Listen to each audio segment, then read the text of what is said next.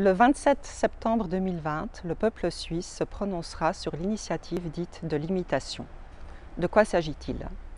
Cette initiative a été lancée par l'Union démocratique du Centre et elle demande de mettre un terme à l'accord de libre circulation qui lie la Suisse à l'Union européenne de manière à limiter la venue de travailleurs européens en Suisse. Pourquoi l'Organisation des Suisses de l'étranger fait campagne contre l'initiative dite de l'imitation?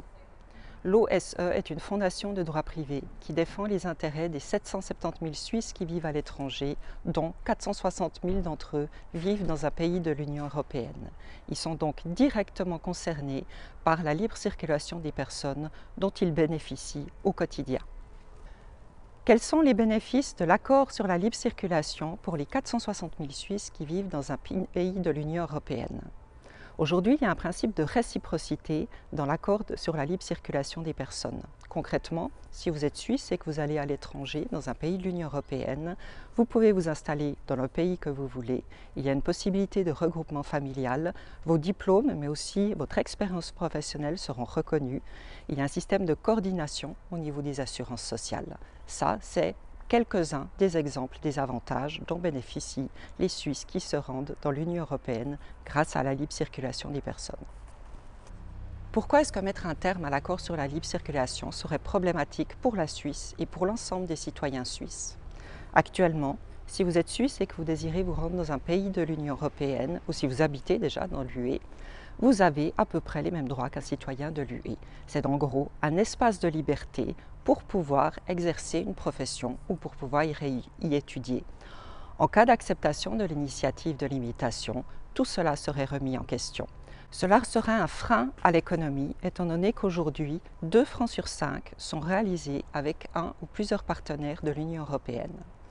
Les Suisses qui vivent dans les pays de l'UE sont évidemment très importants pour nous, puisqu'ils connaissent le terrain, ils connaissent la réalité économique de ces pays, ils font le lien entre l'économie suisse et l'économie européenne.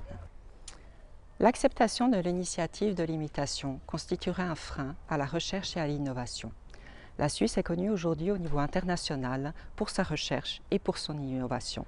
Or, nous bénéficions actuellement de l'accès à des programmes cadres au niveau européen qui se chiffrent en milliards de francs. En mettant un terme aux relations avec l'Union européenne, il y a fort à parier que la Suisse ne pourrait plus participer à ces recherches et bénéficier de ces accords cadres. Aujourd'hui, aucune alternative n'existe à la libre circulation des personnes.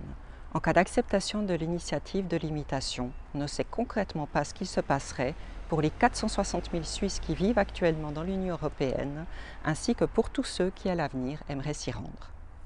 Le Conseil des Suisses de l'étranger, aussi appelé Parlement de la 5e Suisse, a adopté le 10 juillet dernier un mot d'ordre demandant de voter non le 27 septembre prochain à l'initiative de l'imitation.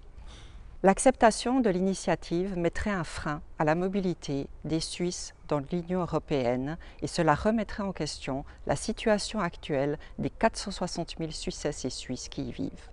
Le 27 septembre prochain, votez non à l'initiative de l'imitation.